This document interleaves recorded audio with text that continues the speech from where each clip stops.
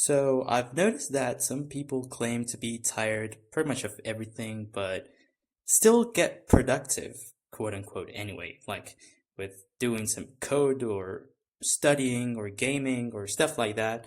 And it sounded really paradoxical, because I thought of it as just like they need to actually sleep more or something like that, but they say it's something mental. And I probably also have experienced this myself. But this is that was kind of like confusing to me, and well, I want to get into knowing what this mental tiredness even is and why people still feel numb afterwards, despite such activities that I just mentioned can sometimes be fun for them, but they can still get pretty tired afterward, feel it even worse after.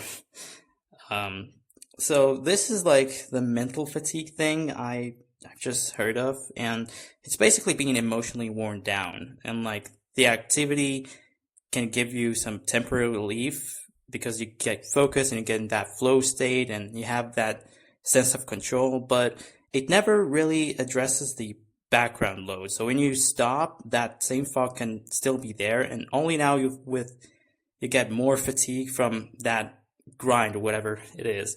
So it can be somewhat like drinking coffee when you're already sleep deprived. And I've actually done that before when drinking some energy drinks or whatever. I mean, I can still feel awake, but I just cannot do anything. I feel just like shit, basically. So, those activities, of course, are not like bad for themselves, but they can actually be necessary, but there is a difference between doing them as stimulation versus as some kind of recoveries. Like they don't really intrinsically recharge your mind, but they just get you occupied by them. So even when when you're actually in flow state, when you're actually focused on and doing something you're actually enjoying or passionate about.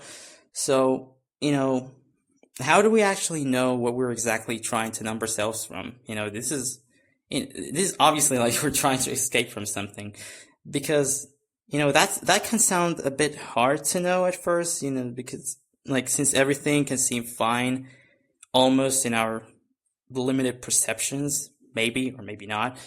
But like even now, I'm only making this video because I was asked by someone when I'll make videos again, but I'm doing things a little bit differently, as you probably already see, and I kind of hate making videos, especially in moments like recording somewhat, like I'm doing right now. It's making me really, really anxious, and I don't know how to deal with it, but I'm just trying to do it anyway. And also there are many other reasons, like trying to get my videos algorithm worthy, or editing videos with Kdenlive that just really, really sucks nowadays and even overheats my laptop.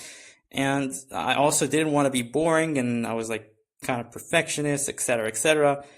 But at the same time, I somewhat wanted to address some issues or things that I see in myself or other people, and try to like identify them and just know what the reason to deal with them, and like the reasons as well to deal with them. And sometimes I also like to share some of my reflections, as you probably have seen in some of my blogs. But now I'm just recording this without cuts or anything, and probably it's gonna suck. But whatever. Who cares? I'm still practicing, and I'm just doing like some Concat visuals with FFmpeg probably a little bit later. But let's go back to the question, which is, how do we know what we're exactly trying to numb ourselves from? Well, we know that if we feel heavier after such activity, then we're numbing. Otherwise, we'll feel better if we're enjoying it, actually. Like, it's very obvious. But maybe identifying the root of the issue is possible from a thought we tend to avoid, or a task that could be harder than whatever else we're doing.